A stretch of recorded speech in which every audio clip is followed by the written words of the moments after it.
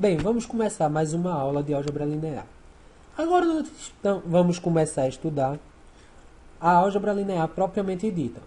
A primeira coisa que nós estudamos de fato de álgebra linear são os espaços e os subespaços vetoriais, a definição e as suas propriedades. Mas antes vamos dar uma primeira definição ainda. Um corpo vai ser um conjunto, um subconjunto dos números complexos, C, que possui as seguintes propriedades. Adição e multiplicação vão ter os elementos neutros, os elementos opostos, os elementos inversos, associatividade, comutatividade e distributividade. Como um exemplo de corpo, nós temos o conjunto dos números reais. Existem outros exemplos de corpos, que não necessariamente os números reais. Por exemplo, nós podemos formar conjuntos módulo Z5. São exemplos de conjunto que nós vemos na álgebra abstrata, por exemplo. Agora vamos ver o que é um espaço vetorial propriamente dito. Um espaço vetorial vai ser um conjunto de vetores montado sobre um corpo K e que vai ter duas operações. A operação soma de um vetor U com um vetor V, de um elemento U com um elemento V, e o produto de um número, de uma constante do corpo por um vetor V. E estas duas operações vão ter que satisfazer essas propriedades. Associatividade da soma, comutatividade da soma, elemento neutro da soma, elemento inverso da soma, associatividade da multiplicação, distributividade da multiplicação, entre multiplicação e adição, e elemento neutro da multiplicação. Note que aqui faltou o elemento inverso da multiplicação para nós termos um corpo, mas esta propriedade não é obrigatória no caso dos espaços vetoriais. Por exemplo, nós temos o conjunto R2, que é o conjunto de todos os pontos do plano cartesiano, o conjunto de todos os pares ordenados. Nós podemos definir a soma desta forma aqui, somando os elementos 2 a 2, e o produto por uma constante como o produto desta forma aqui, como nós sabemos desde o ensino médio. Com essas propriedades, nós podemos ver que R2 é um espaço vetorial, satisfazendo todas estas propriedades que temos aqui. Existem outros exemplos de espaço vetorial. Nós temos o conjunto Pn, que é o conjunto de todos os polinômios de grau até n. Por exemplo, em P3 nós temos o conjunto de todos os polinômios cujo grau são até 3 e os coeficientes são reais. Já o conjunto Mn vai ser o conjunto de todas as matrizes com m linhas e n colunas com coeficientes reais. No espaço vetorial, como consequência dos axiomas, nós vamos ter estas propriedades aqui que normalmente valem para os números, com operações numéricas que nós fazemos no dia a dia.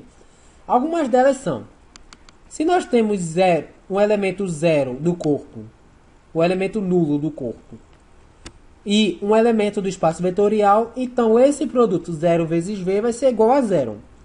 Da mesma forma, se nós temos um elemento nulo do espaço vetorial e um elemento qualquer no corpo, este produto aqui, A vezes 0, será 0.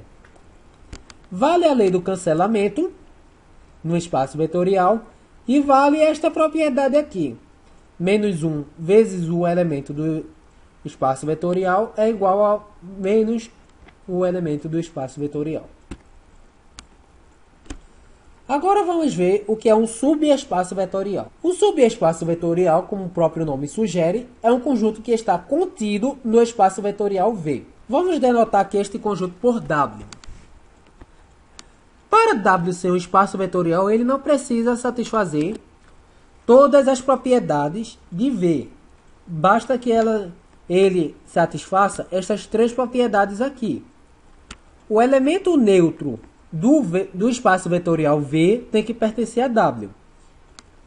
Se nós temos dois elementos em W, então a soma deles também tem que pertencer a W.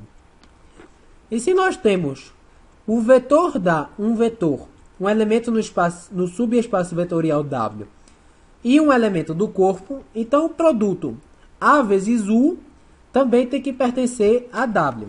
Note que das proposições 2 e 3, se nós fizermos uma combinação das proposições 2 e 3, para W ser subespaço é necessário e suficiente, ou seja, se somente se tivermos dois vetores em K em W, duas constantes em K, uma combinação linear, nós vamos ver mais na frente o que é isso, pertencer ao conjunto.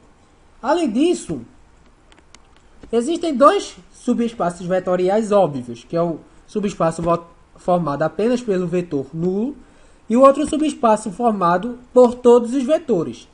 Esses subespaços são conhecidos na álgebra linear como subespaços triviais. Como um exemplo de um subespaço vetorial, nós temos este conjunto aqui, por exemplo.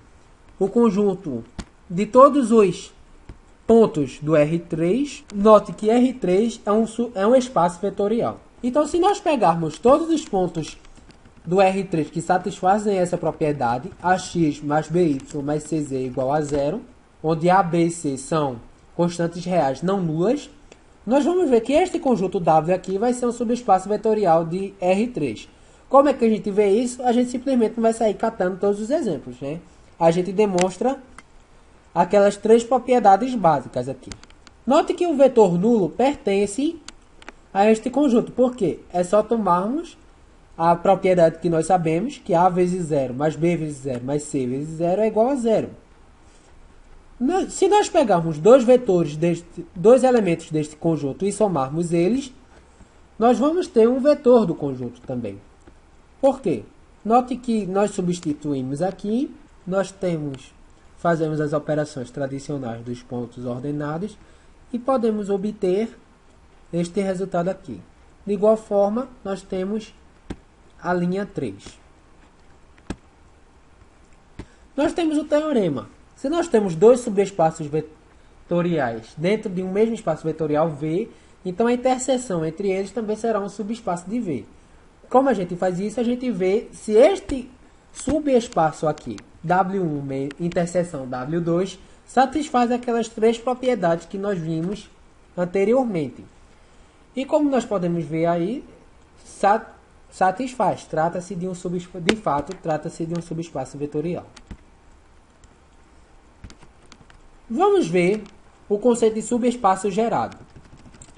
Se nós temos um espaço vetorial sobre o corpo K e dois vetores de V, nós podemos considerar o conjunto V1, V2 formado pelas combinações lineares de K1, V1 e K2, V2.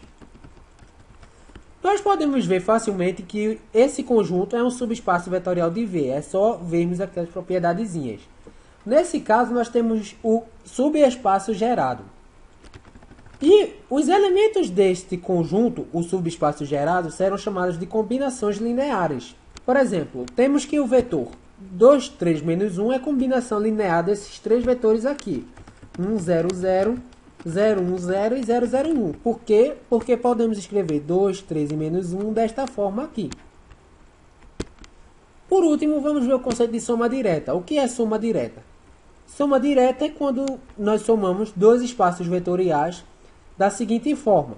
Formamos um terceiro conjunto, W1 mais W2, onde este conjunto será formado por todos os vetores que são soma dos vetores de W1 e W2. Note que é sempre a soma de um vetor do W1 com a soma de outro vetor do W2. Tem que ser a soma dos vetores dos dois subespaços diferentes. Se por acaso a interseção entre os dois subespaços for nula, simplesmente um vetor nulo, então nós temos que a soma será chamada soma direta de W, sendo denotado por este símbolo aqui, o símbolo de mais envolto por um círculo. Bem, aqui nós finalizamos mais uma aula de álgebra linear. Obrigado pela atenção de todos.